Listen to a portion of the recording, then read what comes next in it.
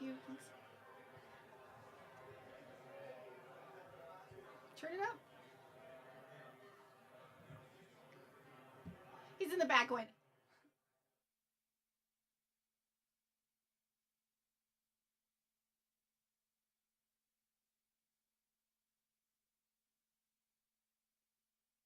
Afternoon.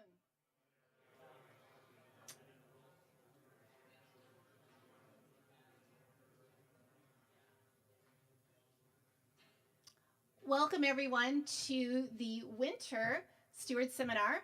My name is Julie Hitt. I'm class of 86, and I'm pleased to be here to introduce the speakers that we have today. We have a full program, so we'll go ahead and get started right away. So first up, we'll have Art Rance, who is our CLT chair and a master steward. Art?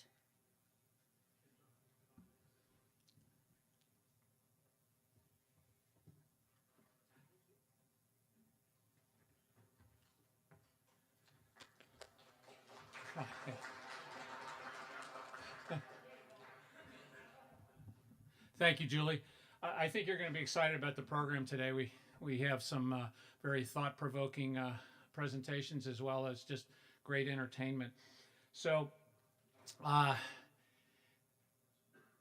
really pleased and really proud to be able to introduce the first speaker here today. But at the same time, I'm a bit sad that I'm introducing her.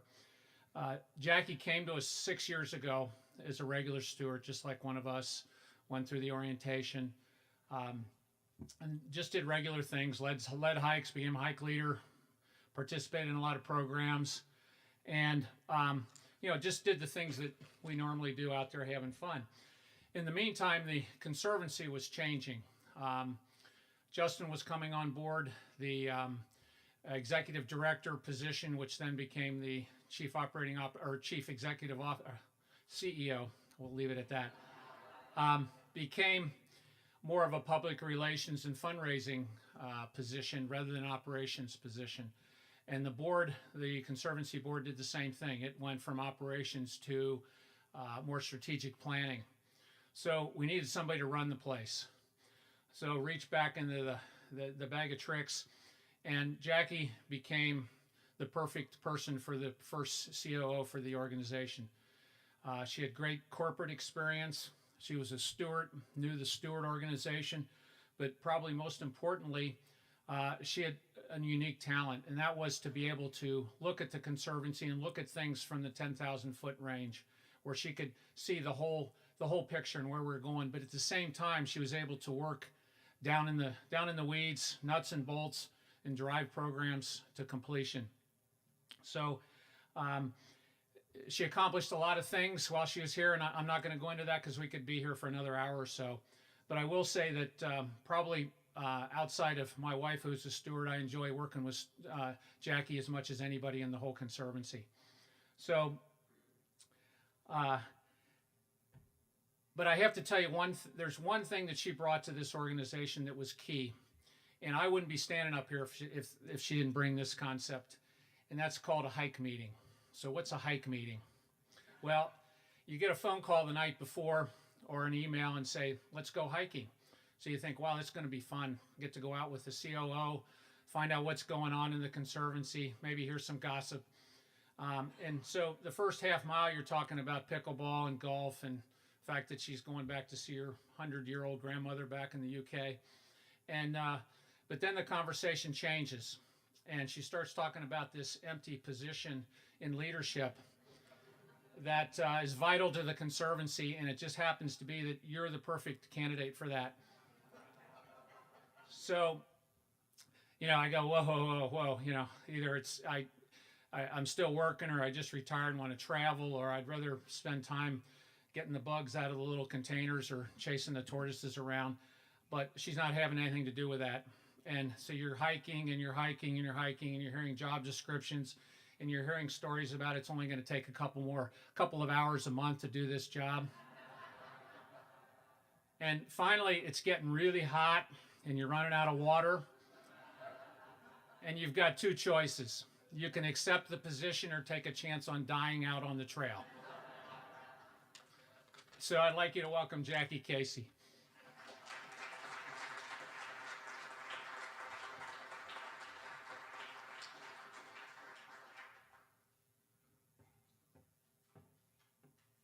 my goodness, tears of laughter. I don't think anyone is ever going to hike with me again after that. So I promise I am not always trying to talk people into roles. As I said to the team this week, this is so strange because normally you're saying goodbye, and actually I'm not saying goodbye. I'm just saying I'm going to be doing something very different. But there are a couple of things I did want to share as I head out. So the first one, Art promised me he was just going to say a couple of words about me today. I feel like he stitched me up a little bit, so there may there may be some revenge. So when we started looking around for the for the next CLT chair, we needed someone. The organisation had been through a lot of change. We needed someone who had a huge depth of understanding of the organisation. They've been active across many, many programmes, and also someone who was hugely collaborative. So Art was obviously the person that came to mind.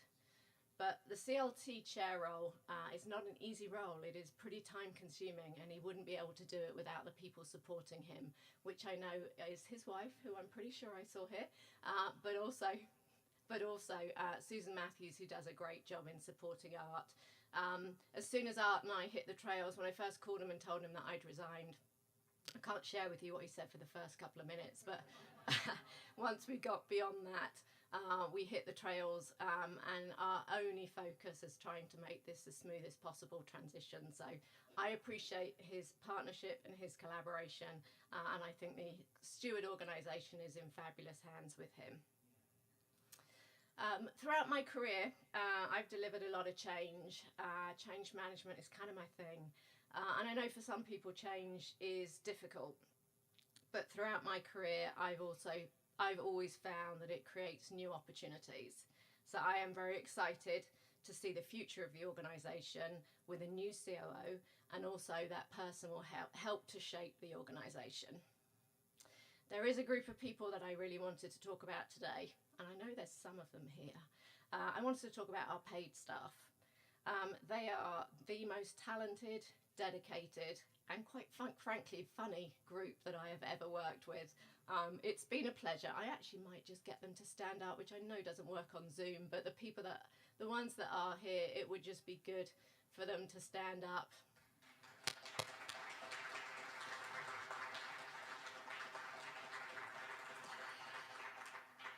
So my absolute hardest piece of making this decision to go back to being a steward was leaving that team. So they are phenomenally dedicated, they are great fun to work with, and I have promised I will be their greatest advocate, as well as continue to collaborate and partner with them in my next step. When I was deciding whether to join staff or not, it wasn't an easy decision, but I could see the change that we just managed to drive through the Steward organisation, and I could see how that would benefit the staff side of the organisation too. But at that time, I always said I will start as a steward and I will end as a steward. So I don't think it's been any secret that my heart is very much in the Steward organisation. I've had a lot of people ask me what's next for me.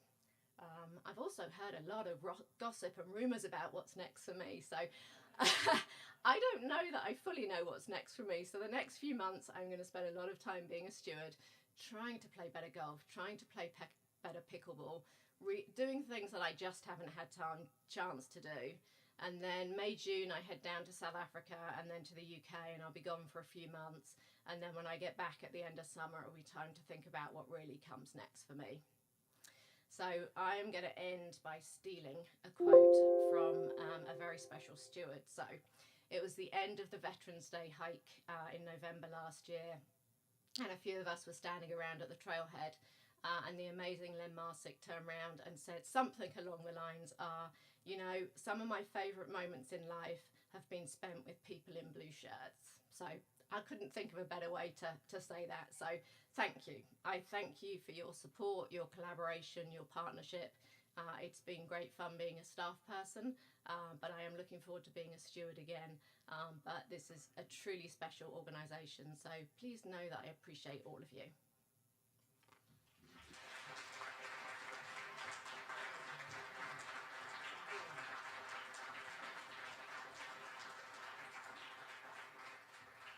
So we have a couple traditions. One is that actually Jackie's position as the COO, she was on the CLT, the core leadership team. And whenever we have somebody step down, we always give them a nice photograph. So this is part of tradition. Sunset. Yeah. But also, she has been saying that she's been telling us that she's now addicted to pickleball. So we figured that she needed a nice case for her paddle and ball and all those things. Thank you.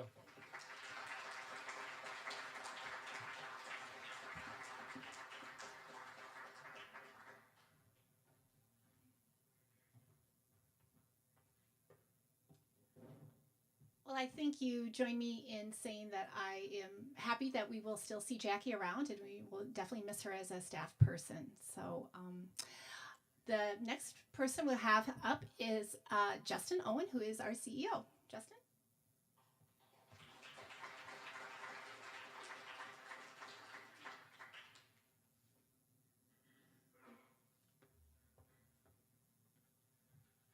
Thank you. Thank you all for coming today. I know Art asked me how long I was going to speak. And I'm excited to report that it won't be too long because we've got a bunch of competing things today. So I won't be able to hang out for the whole part, but I want to see as much of Carrie's presentation as I can. So a couple of quick updates from the organization. I'm super excited. Most people saw coming into COVID, we had a very large steward population. Coming out, we had a smaller steward population. So I'm really excited to share that we are growing once again, and we have had a ton of new people joining. We currently have 651 fully active stewards and 49 stewards in training.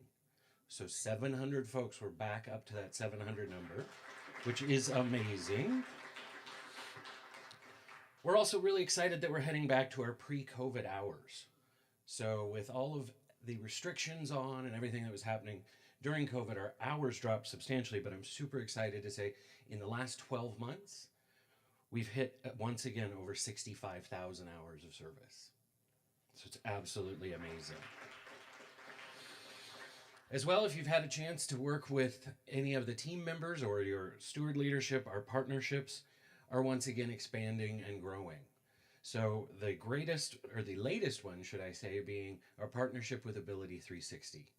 If you have the opportunity to go out and join that group, working with individuals of all disabilities to be able to have access to the amazing place that is McDowell Sonoran Preserve, and our stewards are what's making that possible. So being able to get people with accessibility issues out there. So if you get a chance, visit them, take a look at that program. The other thing is if you get a chance to thank the stewards that are helping with that one, as well as the participants, because they're being bold by coming out and doing this amazing work. You heard Art and Jackie share a little bit about the transition that we have coming. So I am excited to share that we have selected our next Chief Operating Officer. I'm super thankful the stewards that sat on the hiring committee are in this room, as well as some of my staff that sat on the hiring committee is with us today. The person that we have selected out of, we had over 59 candidates that were considered, that were drilled down to 5, that were drilled down to 3, that then eventually selected was a woman named Bridget Blixt. Bridget is starting with us on February 8th, so in just less than 2 weeks, and she's coming to us from the Phoenix Indian Center. She has been with the Phoenix Indian Center for 14 years. She is currently their COO and was their acting CFO in that role. So a lot of hands-on experience working in programs. She worked her way up through programs into the COO role over there. And prior to that, she spent 11 years with the American Red Cross, working overseas and here in the United States. The biggest role she held with them was managing volunteer teams in the Middle East for 9 years. So she managed American Red Cross disaster military relief centers in the Middle East during the most recent military interactions over there. And one of the reasons the hiring committee loved her experience there so much is because at the Red Cross, they have volunteers and they have volunteer leaders. So much like we have our stewards and our core leadership team, the same structure. Additionally, working with people in that environment are much like all of our stewards, very highly skilled people that are able to make a lot of different things happen. One of the things that you'll see is not much of a big change in what that role is going to do. That role is still very much going to be a member of the core leadership team, very much still part of a lot of the steward activities.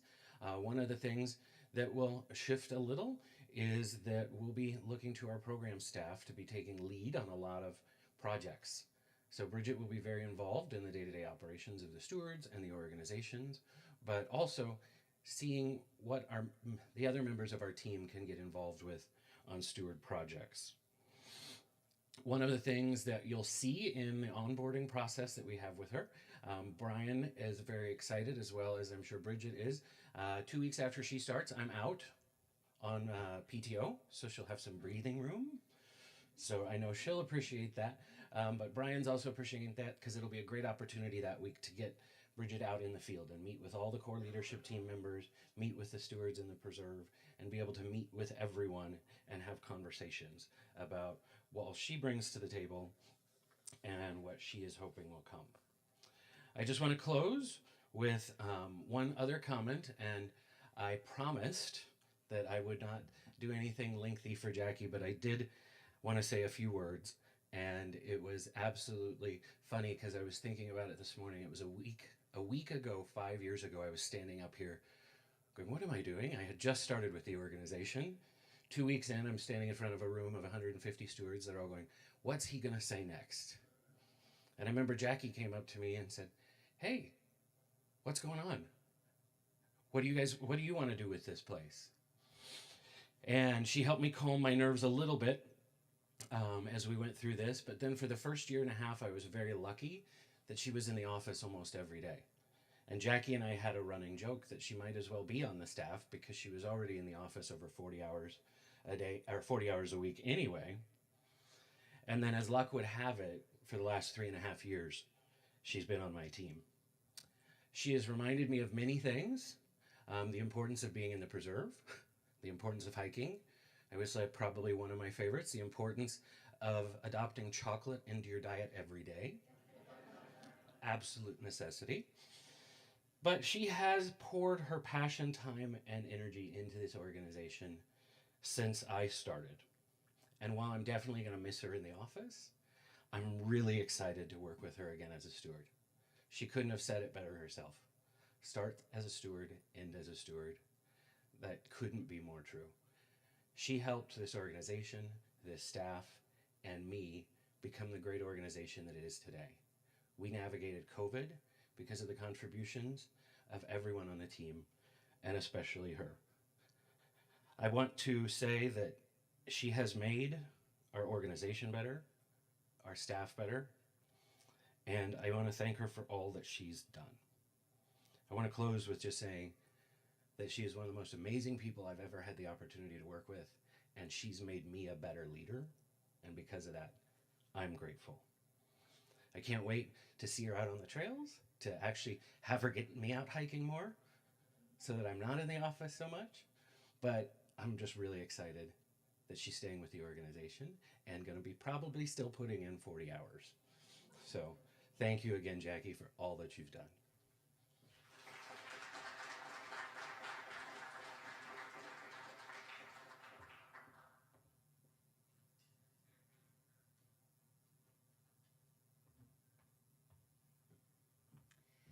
Thank you, Justin. Next up, we have Dan Gruber, who is a legacy steward, and he will talk to us about why we should work outside of the preserve and the future of the Conservancy. And turn this off.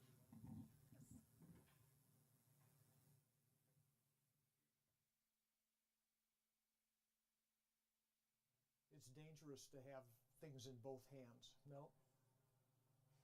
Turn it on, Dan. There's a switch. How about that? Yeah. I mean, just having things in my hand is a problem, let alone turning them on, let alone having things in both hands. But I really wanted to walk around, and the price that we're all going to pay is my ineptitude with this stuff. We're going to talk about the future of the preserve and the Conservancy, and we're going to talk about it, I hope, together. First, let me give you some context.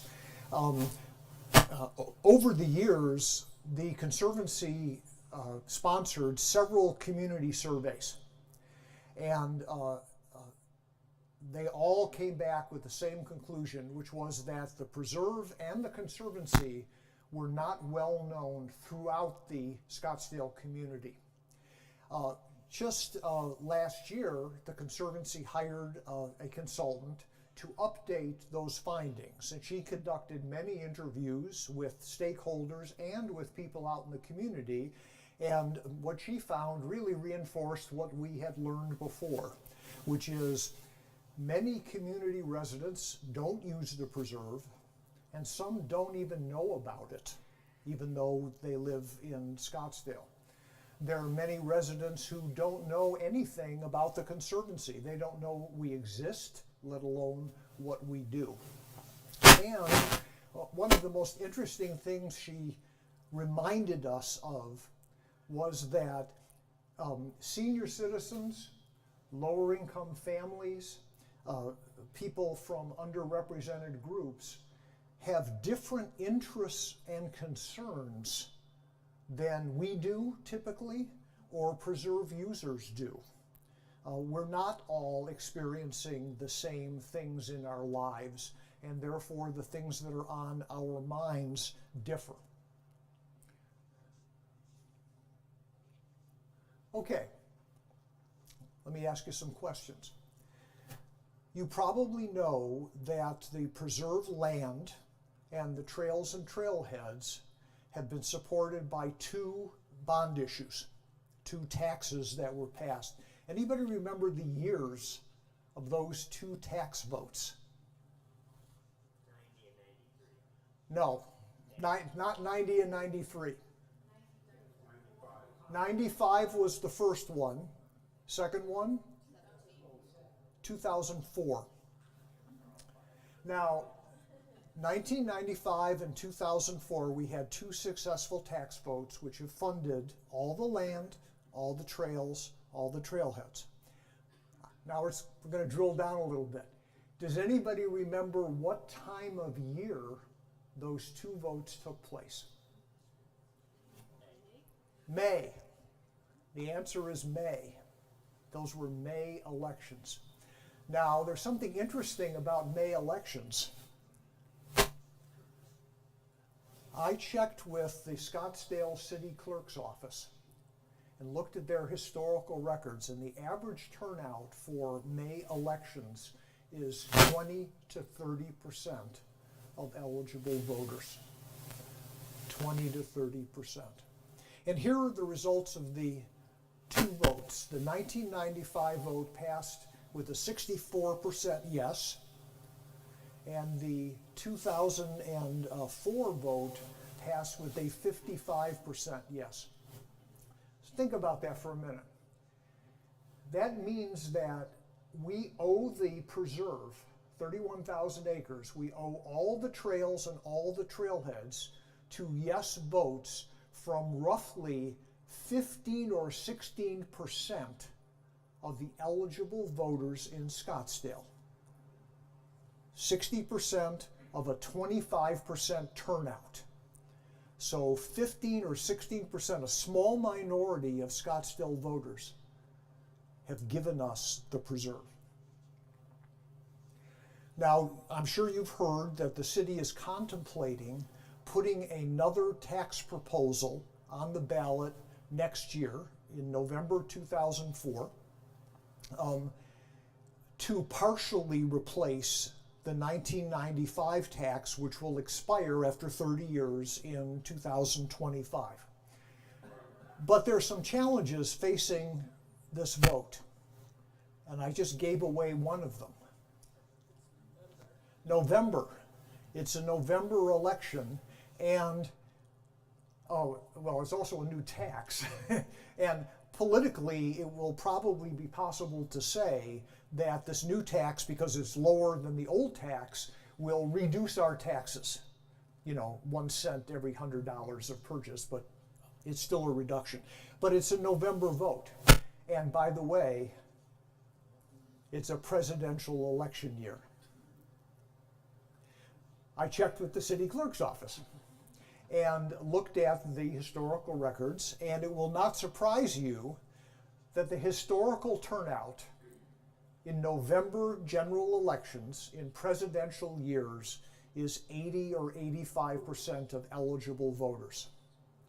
That means that if there is a tax proposal on the ballot next November, it will face 3 or 4 times as many eligible Scottsdale voters as the previous 2 tax votes faced. And keep in mind, we owe the preserve to 15 or 16%, a small minority of eligible voters. Okay. What's the problem?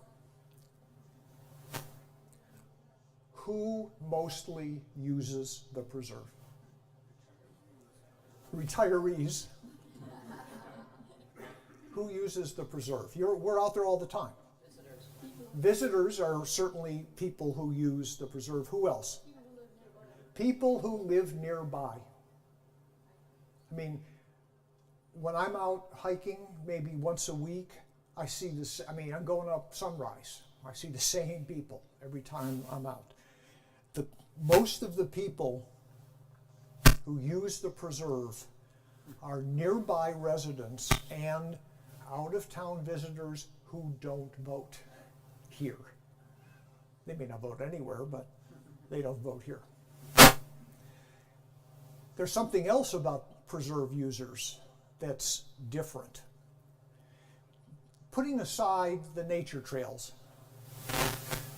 the people that we see out on the main trails in the preserve, especially if you're with Jackie, out in the boonies, or with somebody like Paul, who's all over, we see people who have the time to be out in the preserve, who have a basic level of fitness, like all of you. And by the way, how many of you are bikers? Okay, you know what your bikes cost, right? Any equestrians? Need I say how much it costs to maintain a horse? You're right, I don't. And for those of us who just use our feet, have any of you priced good hiking boots recently, or a decent hydration day pack? The people who use the preserve have time, fitness, basic fitness, and resources, which characterizes some of Scottsdale's population, but not all of it. How do most preserve users get to the preserve? They drive, right? Unless you live really close and you can walk or bike, they drive. That means you have a free car, because city transit does not serve any trailheads. So if you don't have an available car, if you're a one-car family and that car is used by your spouse for work or to take the kids to school and whatever they're involved in, you can't get to the preserve. Okay, switch gears. Just the very existence of the preserve provides a whole bunch of benefits. Like what? Well, they attract some tourists. What else? Fitness, recreational opportunities. Property values. Very good point. That's true, and I'll come back to that. What else? Habitat, absolutely. Yeah, I mean, there's a myriad of benefits that the mere existence of the preserve provides. Recreational opportunities, increased property values. I did some work for an urban park in southeastern Arizona, and the literature makes very clear that proximity of your home to an amenity increases your property value. And being close to a park, 10 or 15% benefit. But the benefit decays rapidly with distance, as you can imagine. the bigger the amenity, the further the effect lasts. So a neighborhood park, a block, the preserve probably a few miles. A national park, could be an hour's drive maybe. But the property value benefit of being near the preserve is limited to being within a few miles of the preserve. We often hear less congestion. I mean, if the preserve weren't there and there were 15,000 houses and 50,000 more people, there would be more congestion, there'd be lower pollution, we have lower temperatures in the vicinity. The point of there's habitat, excellent point. Lots of great benefits directly related to just the existence of the preserve. Who mostly gets those benefits?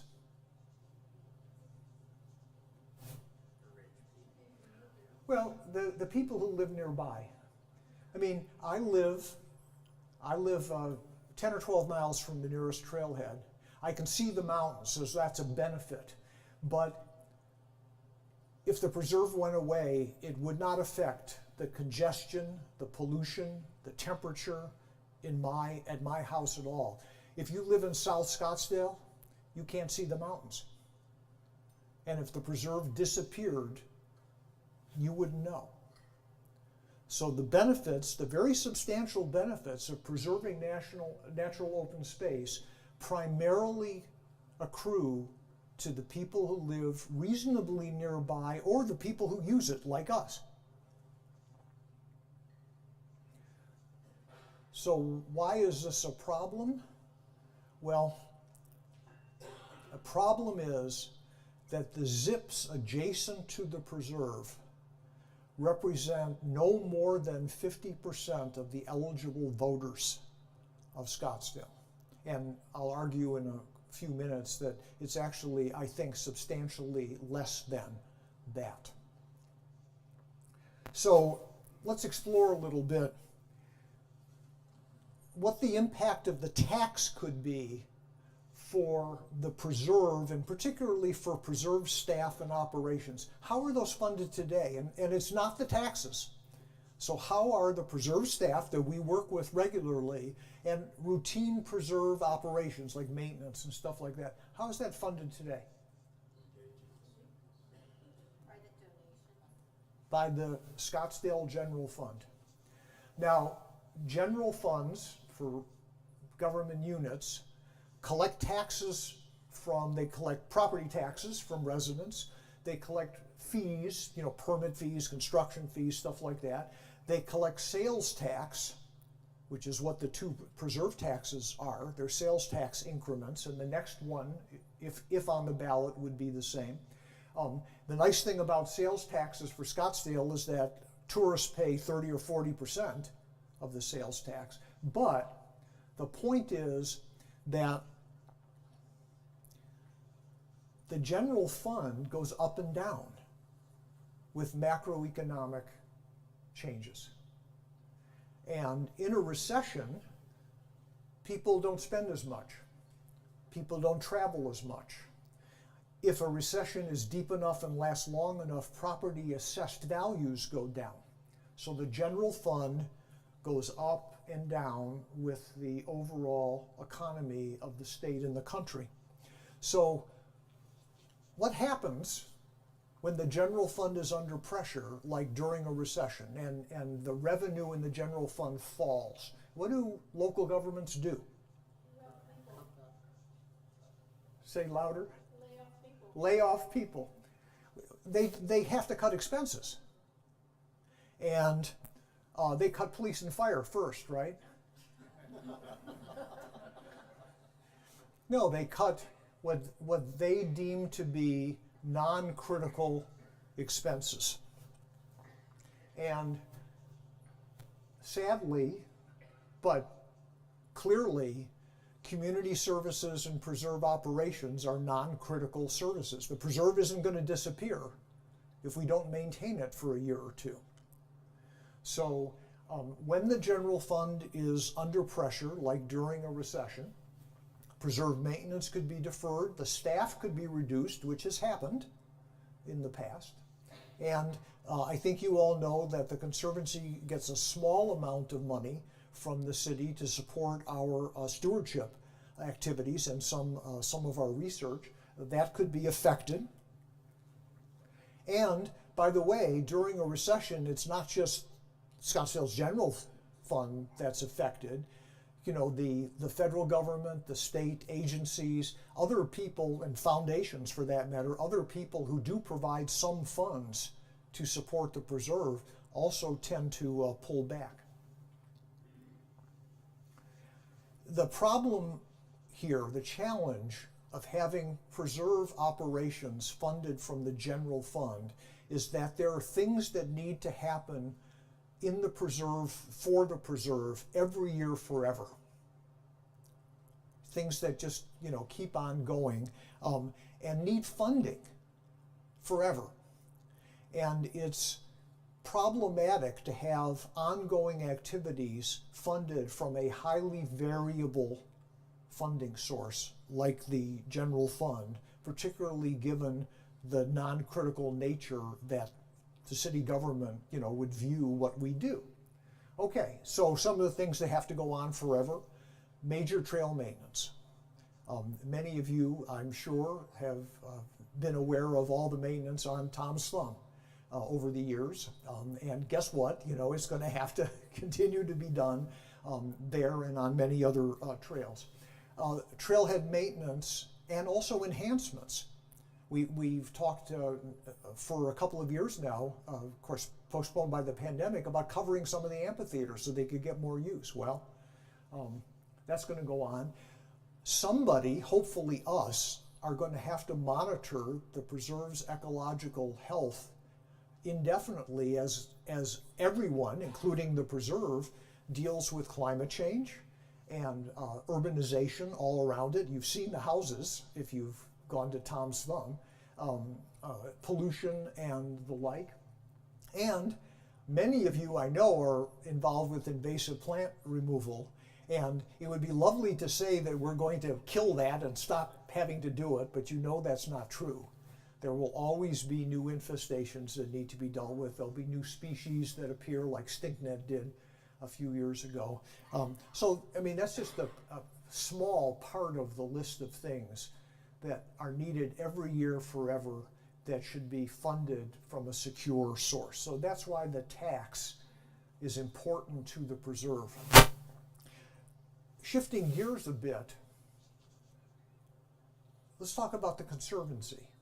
Here it's not quite as much the tax, but it's some of the other things that we just talked about. Where do most of you come from? I'm going to ask you, I'm going to take a poll here. How many of you in the room, by a show of hands, do not live in Scottsdale? Okay, it's about maybe a third of you. So 2/3 from Scottsdale. Of those who live in Scottsdale, how many of you live south of Shea? About a third of the ones who are left. Okay. Most of our stewards are from Scottsdale. Most of our stewards are from what you would call North Scottsdale, north of Shea. Most of our stewards look like most of our preserve users. I mean, for one thing, look around the room. Look at the photographs of some recent classes. We look a lot like North Scottsdale, don't we? Where does most of our support come from? Where do you suppose most of our donors live? They live in North Scottsdale. Our advocates are the people who benefit from the preserve in North Scottsdale. And by the way, you've all heard, you know, the 80-20 rule, of course, and you know that steward hours reflect the 80-20 rule beautifully. 20% of our stewards, which is mostly the people who are here either live or virtually, provide 80% of the 65,000 hours that Justin mentioned a bit ago. Well, it's the same for our donors, maybe even more lopsided, that a very small number of very large donors, both individuals, foundations, and a few agencies provide the majority of the Conservancy's funding. So the challenge here is we've been recruiting 100 stewards from North Scottsdale for a long time, but there's not an infinite supply of us. And we've been doing very well in raising money from North Scottsdale residents. Our largest individual donor now is the Parsons Foundation, which is really the Parsons family, and the Parsons family lives in Fracefield, surrounded by the preserve. So the problem here, the challenge for us, is that just like the city and what I talked about for the preserve, there are things that we intend to do forever. Our stewardship activities, our education activities, our science-related activities, we intend to do those forever. And those ongoing activities are dependent on a very narrow base of support. It's a great base. It's been wonderful. It's gotten all of us, and it's brought the Conservancy to where it is today, but it's a narrow base of support. It would be great to have increased diversity of stewards and funding sources by serving broader and more diverse constituencies. Remember that problem from the context? Most people, many people, I'd argue probably most people in Scottsdale don't know who we are, don't know what we do, don't know why we're of value, don't know why they should care about what we do. It'd be nice to have a bit of a 24 tax, if one ends up on the ballot, to provide more stable long-term support for our ongoing work in and on behalf of the preserve. Again, there are things that we intend to do forever. It would be nice to have a stable source of funding for that, as opposed to having to raise the money for our operations practically from scratch every year. I mean, talk about a challenge for Justin and the development staff, which they've delivered brilliantly, but it's a tough job.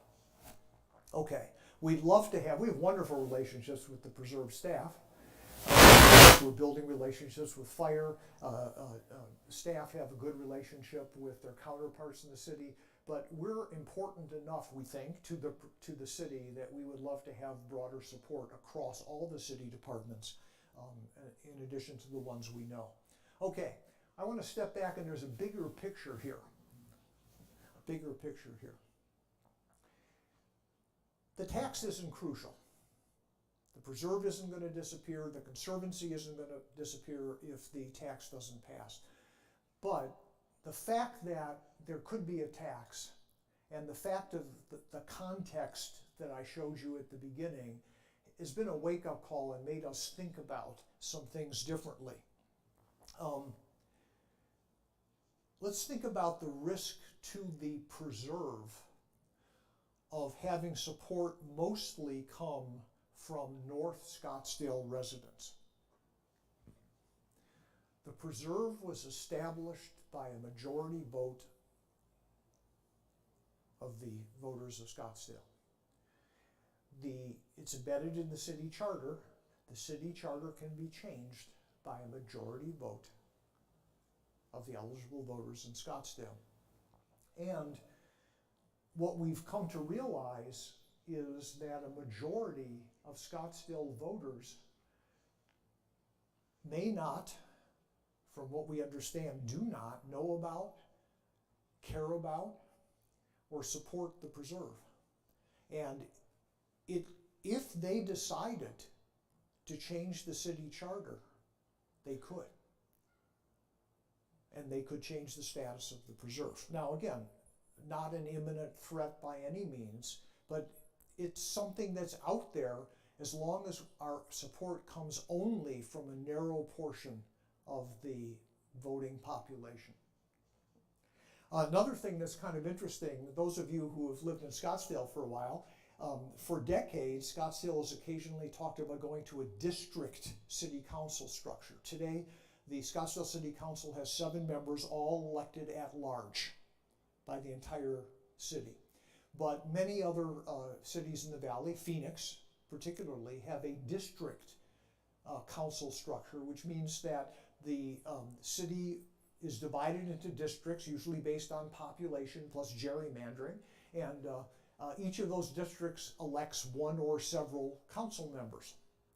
And the model that's been talked about for years in Scottsdale is to divide the city into 3 districts based on population, each of which would elect 2 city council members, plus there'd be the mayor at large.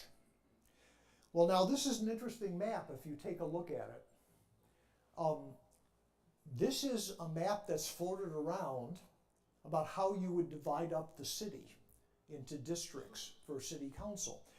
This map was actually used in 2020 by a firm that the city hired to conduct a community survey. And by the way, the results of that survey are available online. And I urge you to look at it and look at the geographic distribution of responses, because you'll see that South Scottsdale residents responded quite differently than North Scottsdale residents to questions about quality of life and stuff like that. This map was also used recently. The city, you may have heard, constituted a task force to think about and make recommendations about a potential tax proposal for the ballot next year. You know, what would be included, how much would it be, and stuff like that. The city used this map to select the members of the task force. We, by the way, have a steward representative and a board member, and they're not representing us, but they happen to be. There is a steward and a board member who's on that task force. But take a look at this map. 1/3 of the city is in this orange area, mostly south of Chaparral or Jackrabbit. The furthest north this district goes, this is Indian Bend right here, but most of the population is south of Chaparral or Jackrabbit. The blue is the second third. It follows the Arizona Canal, by the way. If you just divided the city into thirds horizontally based on population, the second third would lie south of about Cactus, which is here. And guess where the last third is? What does that remind you of? Well, gerrymandered, but what does that purple area represent for us? Well, it's us mostly, not all of us, but most of us, and most preserve users, most resident preserve users. So the implication is that if Scottsdale ever went to a district structure where each of those thirds elected 2 council members, there could be a majority of city council that didn't know much about the preserve, didn't know much about the conservancy, might not be supportive. So again, this is not something imminent, it's not something that we know is going to happen, but it's something that should be on our radar in terms of our strategic thinking long term, that it's really important for us to have support from beyond the area that's contiguous with the preserve.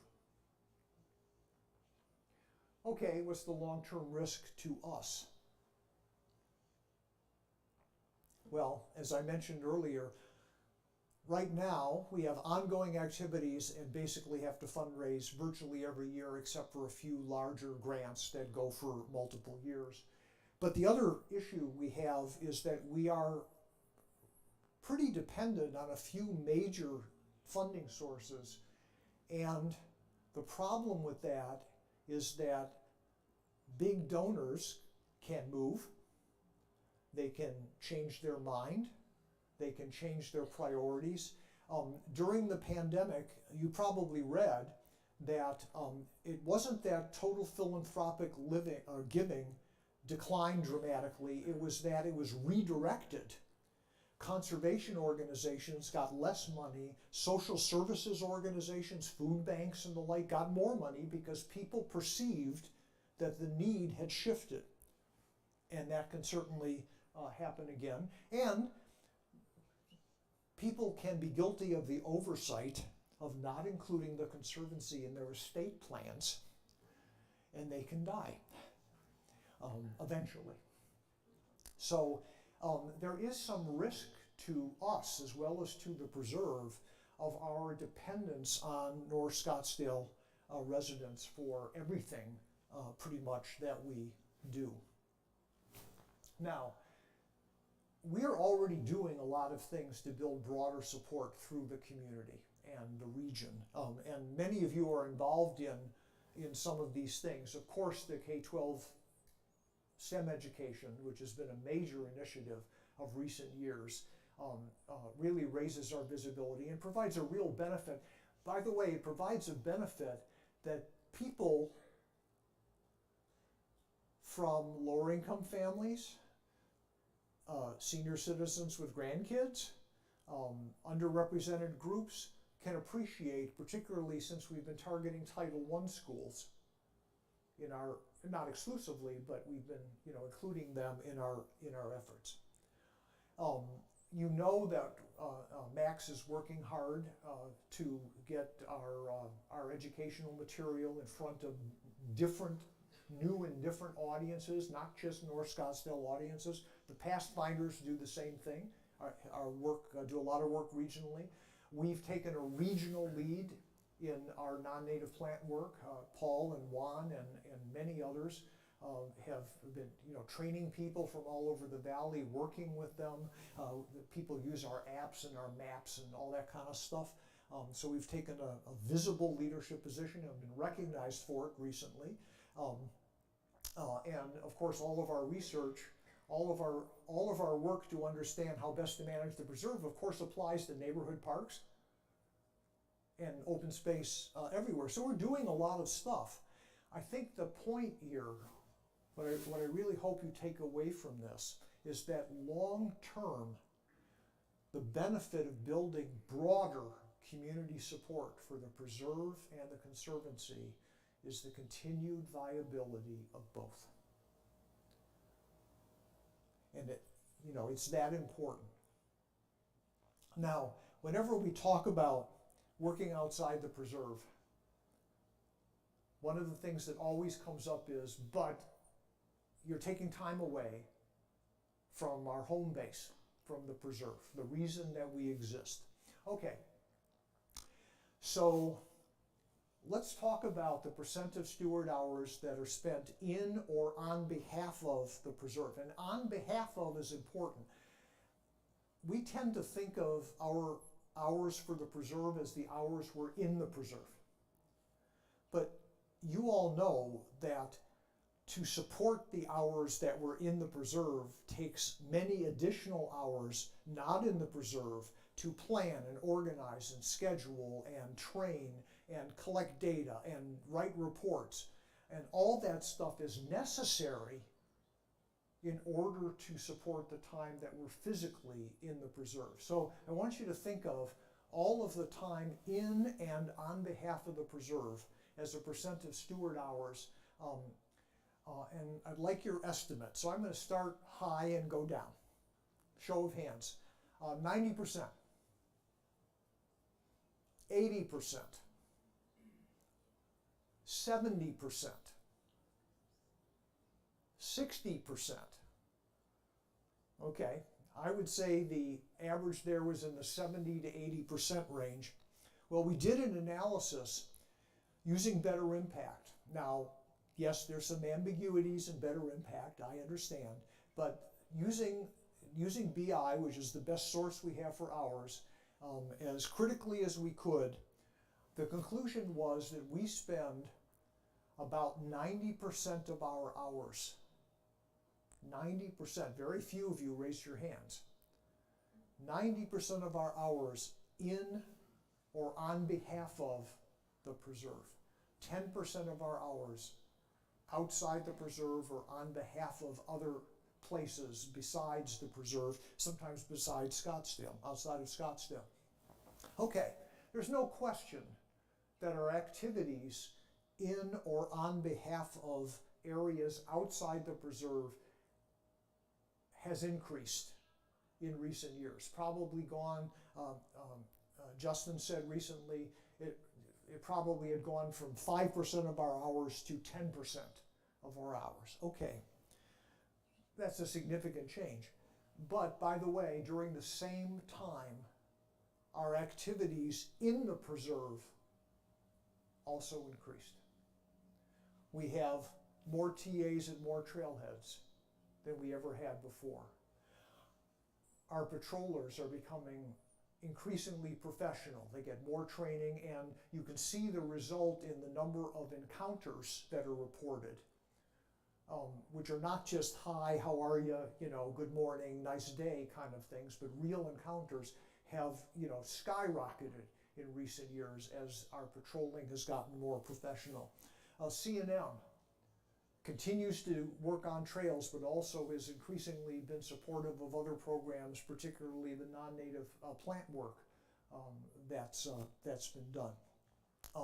And we have, how many of you have been on a guided walk recently? They've proven to be, I understand, enormously popular and have attracted new people who didn't have necessarily the time, fitness, or resources for a hike or a bike, but could go for a walk. So as our activity outside the preserve has increased to 10% of our hours, our activity inside the preserve has also increased. So what we should think about achieving is doing things that increase the visibility and support for the preserve and the Conservancy throughout the community and the region, and to generate long-term, broad community support for funding preserve work, including, one would hope, some of our work. It would be wonderful to have more diverse, not just more diverse stewards, more diverse users of the preserve, more people from more places out in the preserve, and a broader base for our stewards, for our donors, for our supporters. It'd be lovely to have a piece of the tax for to support our work in the preserve. It'd be for our preserve work, but it'd be lovely to have some of that, so we would have secure funding, just like we'd like the preserve staff to have secure funding.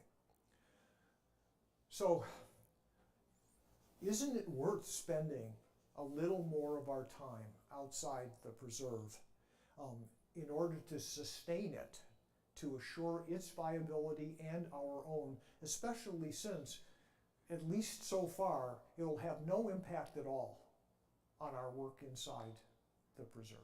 We're not taking anything away from the preserve. We are adding to it by working in the community, and we're helping it long term by doing that also.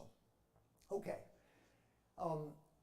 what more can we do? I mean, from that earlier slide, we're already doing a lot of stuff outside the preserve that benefits, we hope, a broader community.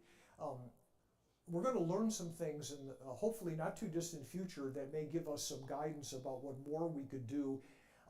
The Conservancy has hired a marketing firm to identify target audiences, people who don't know about us or about the preserve, and also give us some guidance about how better to connect with them, given that their interests and concerns, their day-to-day issues, are not ours often. And we need to understand that, and we need to think about how we can talk to them about what we do in a way that they care about or that benefits them, not that benefits us. So we'll learn more, we hope, from the work of our marketing firm. Also, I mentioned that city task force. As it does its work and begins to form recommendations, Hopefully we'll learn a little bit about them well before the tax vote comes up, and that may give us some guidance as well about what we could and should do. In the meantime, there are a couple things we can do. First of all, please, it's important to understand why we spend time outside the preserve. 10%, even 15 or 20%. It's important to understand why that's important to the future of the preserve and the conservancy. And if you understand it, I hope that you'll feel comfortable sharing that with other stewards who aren't here, who may raise questions about it. That would be wonderful to help spread the word through the steward organization. And of course, if you have ideas that can help us, that can help our communication staff, the marketing firm, better connect with audiences that we don't typically see or reach, please contact them. And if you have any thoughts, comments, reflections after you think a little bit about this, please contact me, and that's my email, and it's in the steward directory. You will get I promise, a prompt, long, and detailed answer. Okay.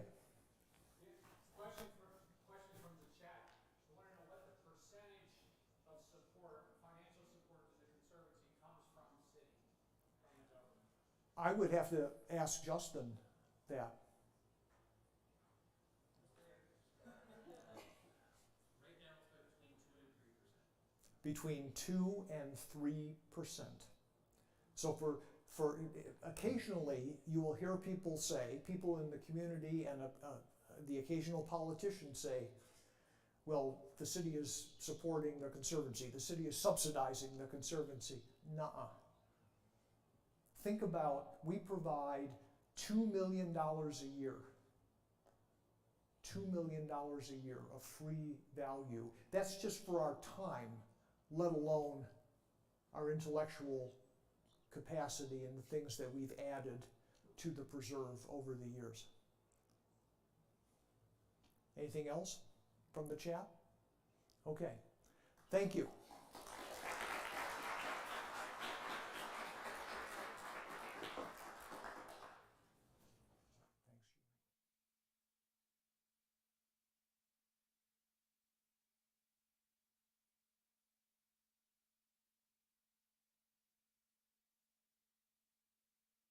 We have Carrie Olson, who is a master steward, and he's going to talk to us about animals and the world of their senses. And this will give us some beautiful pictures and help us kind of decompress here.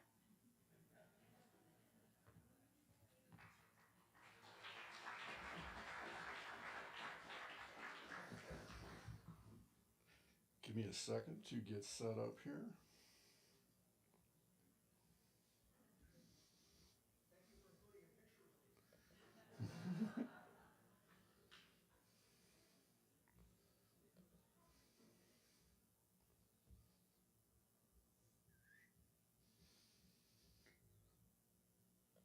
So I honestly didn't realize I was a master steward yet, so thanks for the promotion.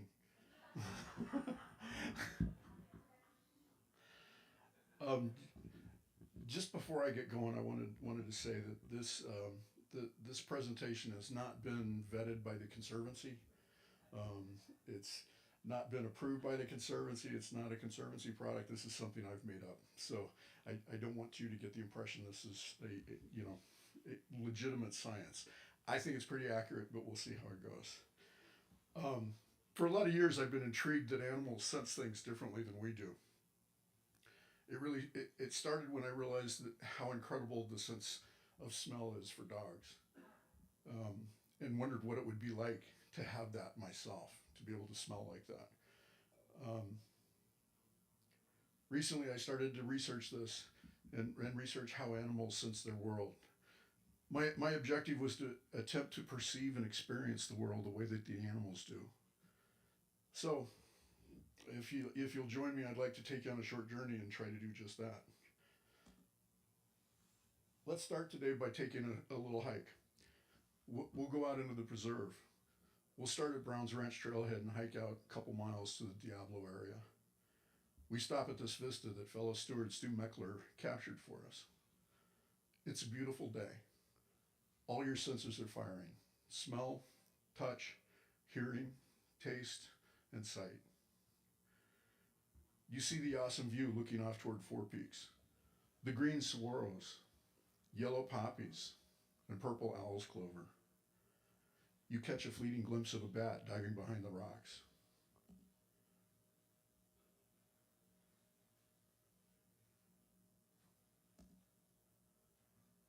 You hear the rattle of a rattlesnake and see him coiled by the trail, cautiously taking a few steps back. You hear a Harris hawk flying above us. You can smell the creosote bush from the bit of rain we had last night. You take a drink and taste the salt of the electrolytes that you added to your water. It's still chilly, and you're glad for the blue conservancy jacket that you bought. You hear a rustle in the bushes. A javelina runs straight out and runs past us. These are the 5 basic human senses: smell, touch, hearing, taste, and sight. We experienced all of them on our hike. These 5 basic senses are very human. Animals don't necessarily use the same senses, quite often use them differently, or have different senses altogether. So, back to our goal, what do animals sense?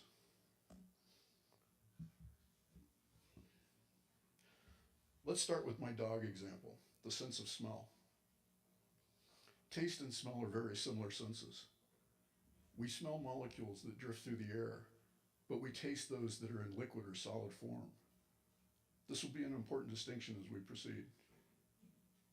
Smell works at a distance through the air that we breathe, whereas taste works through direct contact with our tongue.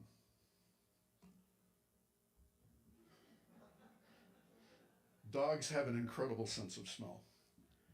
They can work out which direction a person had walked after smelling just 5 footsteps. They can detect human remains that are underwater. They have been trained to detect drugs, landmines, missing people, invasive weeds, low blood sugar, oil pipeline leaks, and tumors. If it has a scent, a dog can be trained to detect it, and they will remember it. Dogs can remember and discern smells as easily as the way humans remember images they have seen with their eyes. So throughout this presentation, I'll be asking you to participate in activities to help you experience these senses differently yourselves. I hope you'll join in with us. Let's try. Close your eyes. Can you picture this room in your mind? The carpet on the floor? The dog's nose on the screen? The people around you? The table of food that was prepared? Can you picture the view from the into the preserve at Browns Ranch Trailhead? Now, what do you smell in this room? Can you smell the floor? How about the projector displaying the dog's nose? The people around you? The food? What did it smell like when you were at Browns Ranch Trailhead? Thank you. You can open your eyes now. Most of us experienced a stronger recollection of the environment from our eyesight. For humans, the smell senses are not as strong. Dogs can distinguish smells the way we can distinguish colors with sight. They can remember smells the way we remember images. If we can remember images, I wonder what it's like to remember smellages.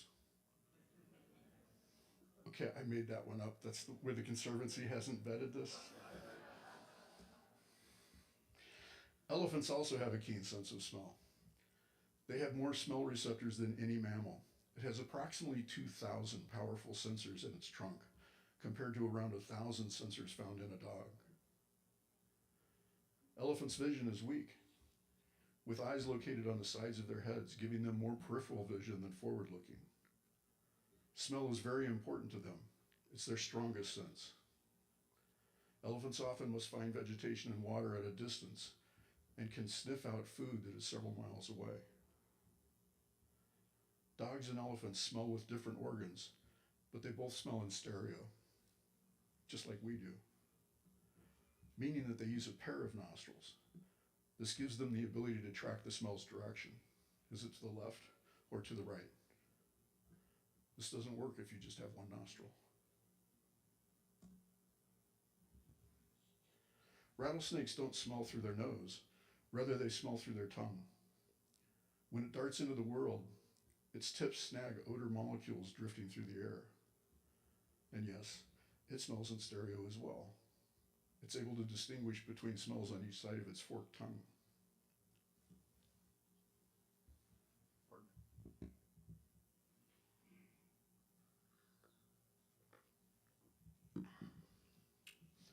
As a rattlesnake slithers over the floor, its tongue turns the world into both map and menu, revealing the crisscrossing tracks of rodents and discerning the scents of different species.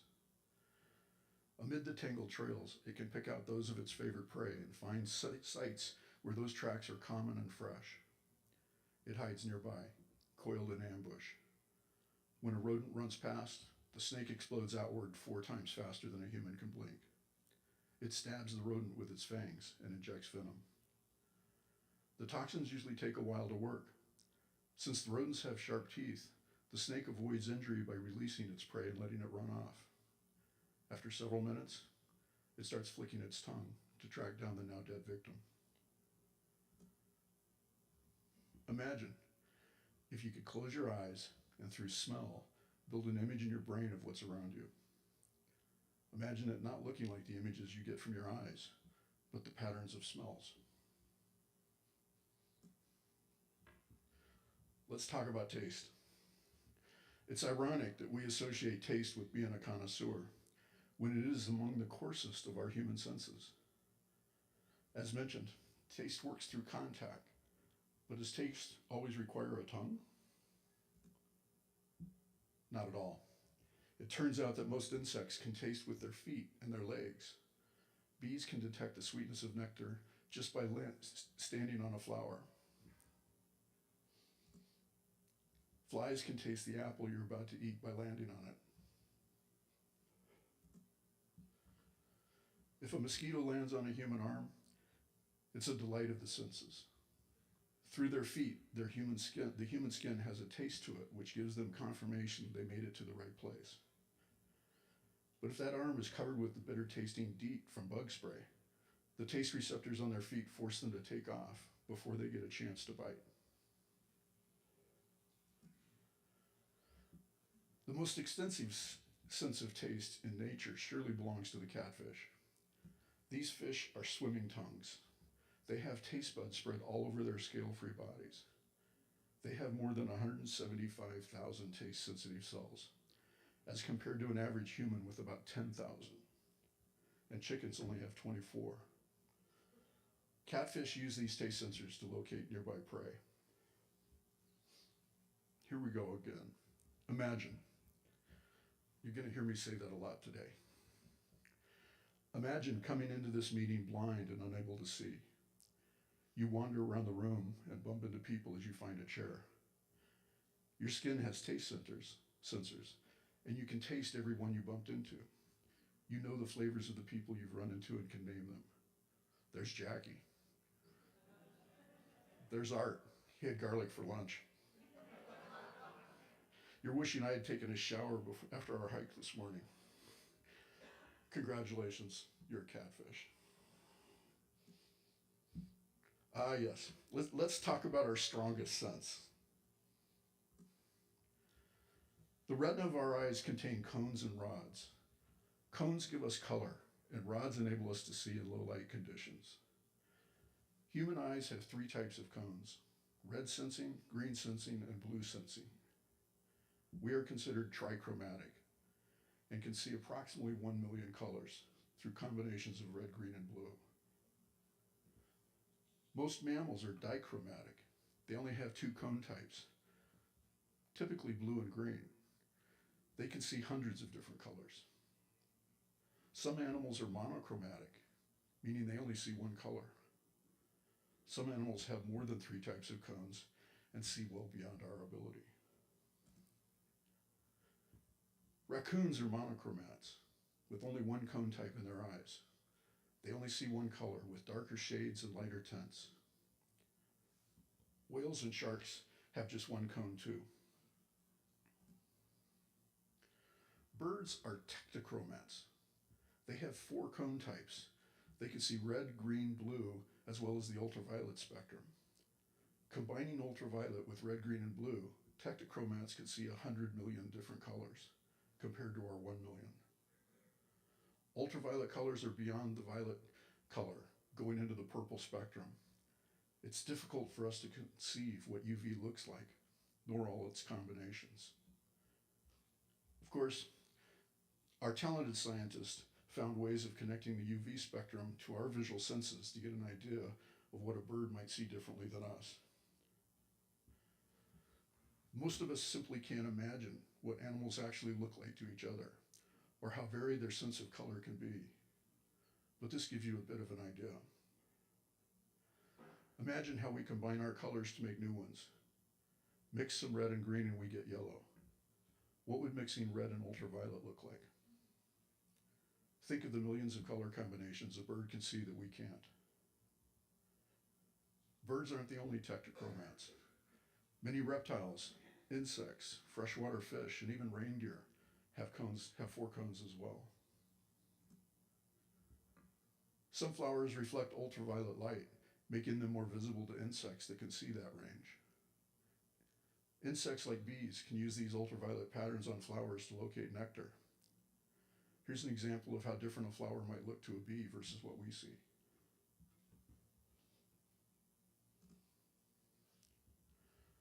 When we look at this image, all we see is a dark scene with a small candle. But honestly, we don't see very well in low light conditions compared to some animals. Owls have extra big eyes and lots of rods, great for capturing as much light as possible and making use of whatever glimmers of light are available. The results are amazing. If you put an owl on a soccer field lit by a single candle with no other illumination from the moon or the stars, the owl would probably be able to find a mouse anywhere on the field. Our strongest sense is our vision, but it hardly compares to what the sum of the other animals have.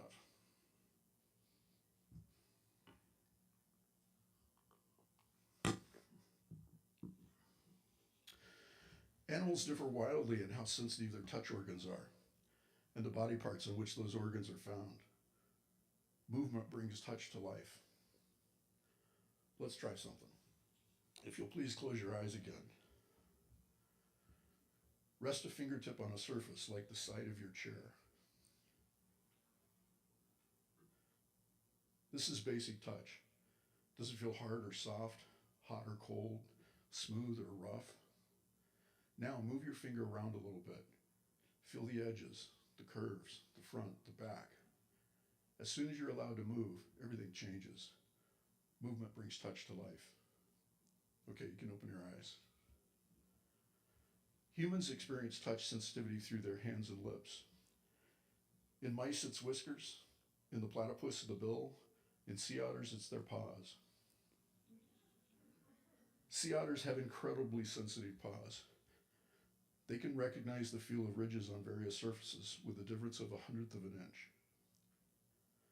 Imagine that right now, a sea otter is about to search for food. Floating on its back on the surface of the sea, it rolls and dives into the dark waters where it cannot see. Pressing its paws all over the seafloor, inspecting whatever it can find. With its sensitive paws, the ocean is bright with shapes and textures to be felt. Hard-shelled prey nestle among the similar hard rocks. But in a split second, the otter feels the difference between the two.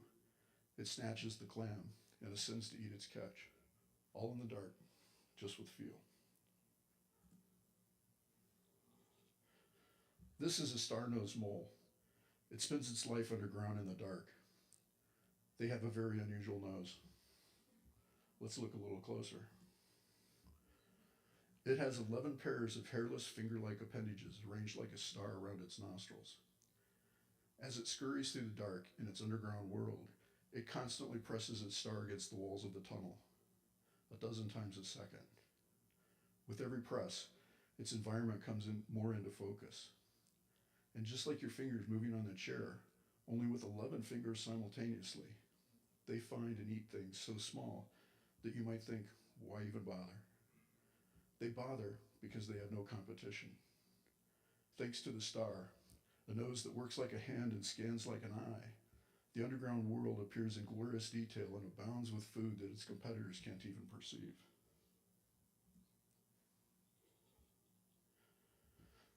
The harbor seal has very poor vision, but very sensitive whiskers. Using their whiskers, they can discriminate shape, texture, avoid obstacles, and sense vibrations in the water with just their whiskers. Movement in the water creates hydrodynamic wakes that can persist for several minutes. Think of it like a wake behind a boat, only underwater. The harbor seal uses this sense to hunt. Imagine with me, you are a harbor seal. You have blurry eyesight, but can't see anyway as you're underwater in the darkness of a kelp forest. With your whiskers, you can feel the waves of movement in the water. You detect the wake of a passing fish 30 feet away. With just your whiskers, you can tell which direction it's swimming. You can tell by its size and shape, it's a squid, your favorite meal. You take off, following the underwater wake. Dinner time.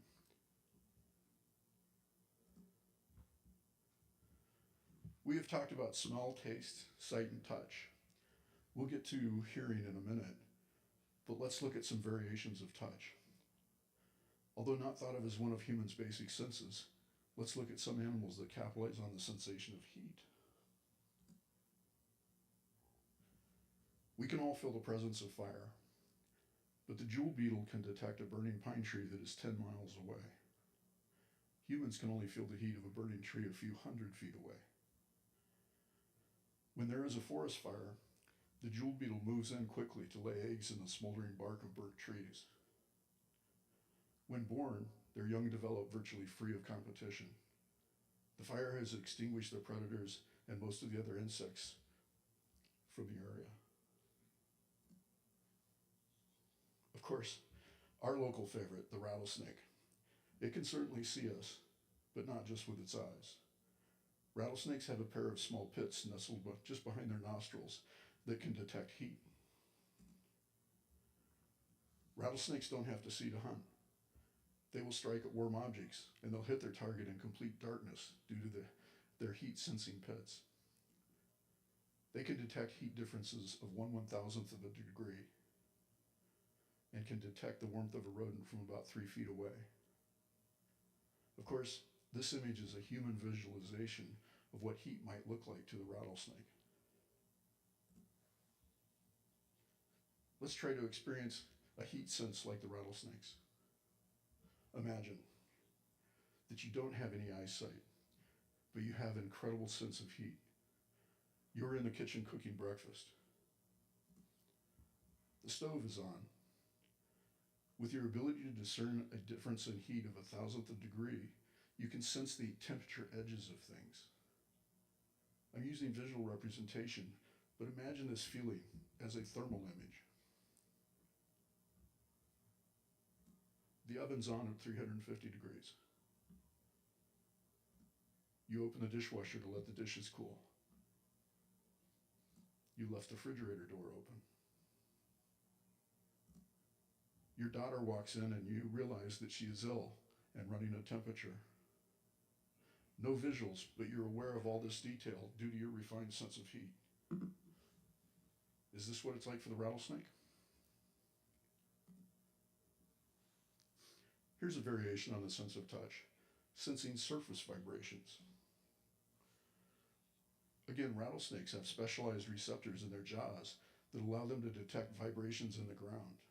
Combined with sight and heat sense, it's no wonder they are such good hunters. Male fiddler crabs attract mates by thumping their gigantic claws on the sand. Many insects, such as ants and beetles, have specialized sensory structures on their legs that allow them to detect vibrations in the ground. This is a termite soldier. If threatened, They will drum their heads against the walls of their mounds to create vibrational alarms that attract more soldiers. Water striders are insects that skate along the surface of ponds and lakes. They can coerce a companion into mating by making ripples that summon vibration-sensitive partners. Would you believe that elephants can hear with their feet? Thank you. Somebody told me that in here. Elephants may have massive ears and can hear other elephants a mile away, but they can also pick up on noises via their feet, which register low-frequency vibrations caused by other animals up to 20 miles away. This allows elephants to communicate and detect danger from great distances. So what is it like to have a keen sense of vibration? This is a human visualization of an earthquake. Note the center of the quake and the vibrations moving out. We can sense vibrations, and we'd certainly feel this earthquake. But imagine if you could sense multiple vibrations of varying intensity simultaneously. The location and direction of the movement of vibrations makes me wonder, what if you knew which way to run in an earthquake? We are certainly familiar with the sense of sound, and we've all heard stories about the bats. Bats unleash a stream of short ultrasonic pulses from their mouths. By listening for the returning echoes, the bat can detect and locate objects around it, a form of biological sonar. This ability is called echolocation. Only a few animals have this skill, and only a small number have perfected it. The dolphins, orcas, sperm whales, and bats. Bats recognize different species of insects from the rhythms of their wing beats.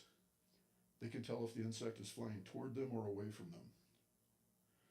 They have varying sound frequency for use between close and distances of about 30 to 40 feet. Let's go on another little adventure. Imagine it is dark, and you, a big brown bat, are hungry. Easily sensing trees and other large objects, you zip around them, searching for insects by lobbing strong, infrequent, and narrow-pitched calls into the intervening air. This is the approach phase. Most of those calls disappear into the distance, but some return, revealing the presence of something flying at 1 o'clock. A moth? You turn your head and then your body to keep the target within the cone of your sonar. You know precisely how far away the target is by now, but your perception of it is still blurry. That changes as you draw closer. As your calls shorten, speed up, and broaden in pitch, your sense of the target sharpens. It is a moth, a large one, flying away from you. As you bear down on the insect, the incredible muscles in your throat unleash the fastest possible barrage of sonar pulses. This is the buzz phase. Snapping the moth into sharp focus. Head, body, wings all become richly detailed, even as you scoop the lot into your mouth.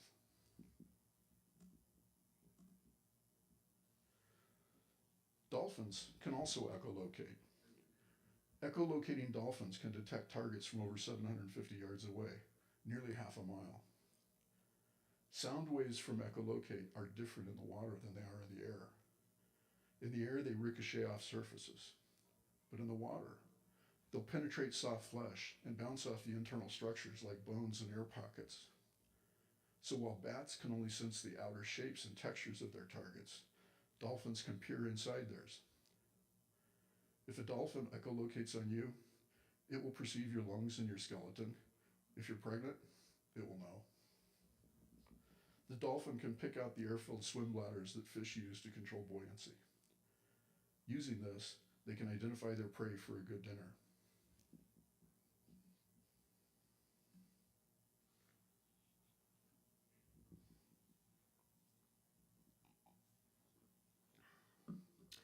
We have all been shocked, but the feeling is not quite the same as the ability to sense electrical fields. Some animals have electroreception. They can perceive electrical fields. Some animals have electrogenesis. They can generate electric fields. Some can do both. Electroreceptive animals use their sense to locate objects around them. It's especially useful when they cannot depend on vision, for example in caves, murky water, or at night. They can distinguish between things that the current flows through and those that have resistance. These voltage differences give the fish the ability to work out the position, size, shape, and distance of the objects around it. Stellar for hunting in the dark. The platypus has over 50,000 electroreceptors in its famous duck-like bill. When it dives for food, in dark, murky water, its eyes, ears, and nostrils are all closed. It relies on touch and its electric sense alone. It sweeps the bill from side to side, sensing electrical currents and identifying prey. Echolocalization is an instantaneous sense. Electric fields don't have to travel. The platypus doesn't have to wait as the bat must for returning echo. Echolocalization is also omnidirectional. Since the field extends in every direction, so does its awareness. Eels are different. Not only can they sense electrical fields, but they can also generate them, electrogenesis. The most powerful of the electric eel can discharge 860 volts. That's enough to incapacitate a horse. When electric fish fire their electric organ, electric fields immediately materialize around them. They aren't distorted by the turbulence or darkness, so electric fish can thrive in fast-flowing rivers or at nighttime. Electric fields aren't blocked by barriers, as light and smells are, so electric fish can sense through solid objects. Indeed, it's very hard to hide from these animals. Hammerhead sharks have electroreception. The underside of their broad, flattened heads are loaded with electroreceptors. The shark uses these as one might use a metal detector, sweeping them over the seafloor in search of buried edible treasures. Electricity is to electroreceptors what echoes are to bats, smells are to dogs, and light is to humans. Let's try experiential again. Close your eyes again for me. Put your hand down by the side of your chair. Keep it a few inches away this time, so you're not touching the chair. Okay, now let's flip the switch and imagine that you can extend an electrical field out from your hand. Without physically touching, you can sense the chair. You can feel its sides, the curves, the shape, from the distortions in the electrical field. You can sense the hard metal versus the softer clothing that you are wearing. You can sense that the metal is smooth versus the texture of your clothes. The electrical field is passing through your leg. You can sense the bones from the muscle in your skin. Because the sense is omnidirectional, you can sense your neighbor's chair as well. You're sensing all of these simultaneously. You have electrogenesis like the eel, so go ahead, give your neighbor a little jolt. You can open your eyes now. That's a glimpse of what electrical sense might feel like. Similar to electric fields are magnetic fields. There are some animals that can sense the magnetic poles of Earth. The story of the sea turtle amazes me. The sea turtle hatches from eggs and scurries into the sea. Those that survive return years later to lay eggs in exactly the same place they were born. Imagine, a sea turtle is hatched on the coast of Florida. If it survives the heroic trip from the sand to the water, it swims out to the ocean and begins a 5 to 10 year journey, following the currents around the North Atlantic gyre, somehow returning to the exact place it was born to lay eggs for the next generation. Turns out, sea turtles can sense the magnetic poles of Earth. They have a built-in compass that they can sense north and south. But there's more to the story. They can also sense the inclination of the magnetic fields. If you're closer to the North Pole, the magnetic field is moving downward. The South Pole, it's moving upward. At the equator, it's horizontal. Every point on Earth has a unique combination of magnetic intensity and magnetic inclination. Just like a GPS, they know where on the planet they are. Many birds, such as pigeons, robins, and warblers, have specialized cells in their eyes and/or their beaks that allow them to detect the Earth's magnetic field. They can use this to help them navigate during migration. Homing pigeons have iron coating materials in their upper beaks. Take a pigeon anywhere and it finds its way home just using a magnetic sense. So far we've covered 9 different senses. We are well beyond the 5 basic human senses. There are a few more, but currently there's much less known about how these vary in the animal kingdom. For example, proprioception, the ability to sense the position and movement of body parts. We are not actually looking at our limbs. When we are not actually looking at our limbs, we are able to indicate with some reasonable accuracy their position and whether they are moving. When we walk, we hardly ever think about where we are putting our feet. Yet we are amazed to watch dogs scramble through the rocks with 4 limbs. Okay, one more time, close your eyes again.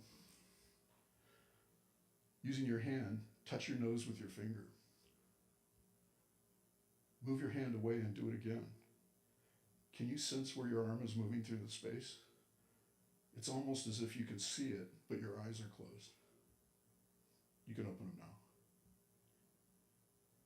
So how do we know where our arm is as it travels through the air? And how do we know where our nose is? That's the sense of proprioception. Unproven, but it is theorized that birds have a keen sense of proprioception in 3 dimensions. Think about birds flying through the leaves and branches of a tree without hitting anything. This and other senses listed here are not well researched or understood, so we'll have to wait for a future presentation to cover these. Comfort. So you're probably saying to yourself, comfort's not a sense. You're correct. It's not a sense, but we often manage our environment to comfort our senses. If the sun is too bright, we will wear sunglasses to protect our eyes. Too hot, we turn on the air conditioner. Too cold, we turn up the heater. We avoid smells, air freshener in the bathroom. We wear earplugs to protect our hearing. And taste. We go to extraordinary efforts to find things that we love to eat and those to avoid. We are constantly caring for our senses. If we are so willing to protect our own senses, how are we managing the environments for the senses of others, like the animals in the preserve? What do the animals in the preserve think about the smells, noises, vibrations, and general upheaval from those pesky humans hiking, biking, and riding through the preserve? For those animals with heightened sense of smell, like the desert tortoise, the mountain lion, or the coyote, what is the impact of our air pollution? Does it disrupt their communication, navigation, or foraging abilities? How do the lights of our city shine all night impact their senses? Are we putting out unseen by us UV lights that reptiles and birds can see? Did you know that power lines emit UV light? How about the noise and vibration from cars and trucks on the roads? Does it impact vibration-sensitive reptiles and snakes and scorpions? Are these animals impacted by the ultrasonic or high-frequency noises from small motors, ambulances, and fire trucks? What about the subsonic or low-frequency noises from things that are like industrial machinery or compressors? Do we generate electrical fields that frustrate the animals with electrolocation? Do the magnetic fields from power lines have an effect? There's an unproven theory that desert tortoises, like the sea turtle, might use magnetic sense for navigation. These are all human-generated, unnatural influences on the senses of animals in the preserve and everywhere on the planet. There's a reason we close the preserve at night. And there's a reason to close 128th Street through the preserve and for a land bridge on Rio Verde. Some cities like Fountain of the Hills are creating dark sky communities. We have initiatives for decreasing air pollution and climate change. And of course, the preservation of open spaces. We are doing some things to help, but as you can imagine, there is more that could be done. Like many things, awareness is half the battle.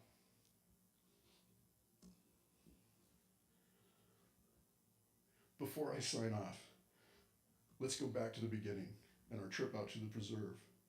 We were focused on our human senses. Let's try again with the senses of animals in mind. Why did the rattlesnake rattle? Did it see us? Maybe it felt the vibration from our footsteps. Are you so sure the poppies were yellow? Was the bat using its sonar to hunt, or was it using its magnetic sense to find its way home? Why did the Harris hawk call out? Did it see something with its incredible eyesight? Why did the javelina run straight past us? Was it surprised by us or something else? Well, I appreciate your time and your willingness to stretch your senses and imagination with me today. The next time you're in the preserve, take a moment to explore the environment the way the animals might. If you are interested in a deeper dive into this topic and the science of it, I highly recommend this book. Came out this last year from Ed Young, titled An Immense World. I'd be happy to take some questions. We're running a little over time, but I'm not an expert in this. This is just a result of my Google researching and doing a bit of my own interpretation. My goal was to challenge ourselves with an attempt to perceive and experience the world the way the animals do. Thanks.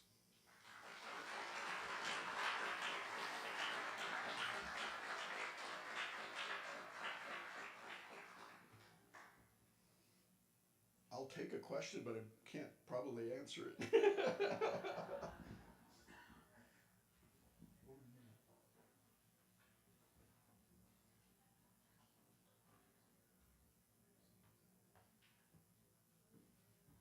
That was fascinating, Carrie. Thank you.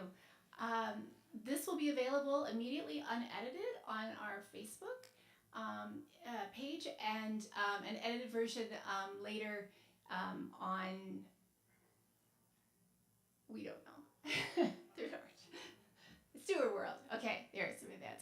So I know I would like to watch it again and maybe share it with some of my friends and family as well. So just a couple of things. February 9th, we will not have the traditional lunch and learn that had been rescheduled, but we are going to Mike Roberts is going to give the results of the steward survey. So sign up on Better Impact for that. That's 12 to noon on February 9th. Also, we're just going to ask that if people could help us pick some chairs up and put those things away and help us all get out of here a little bit faster. So thank you for coming this evening. It's a beautiful day and we really appreciate everybody showing up. And we'll see you next time.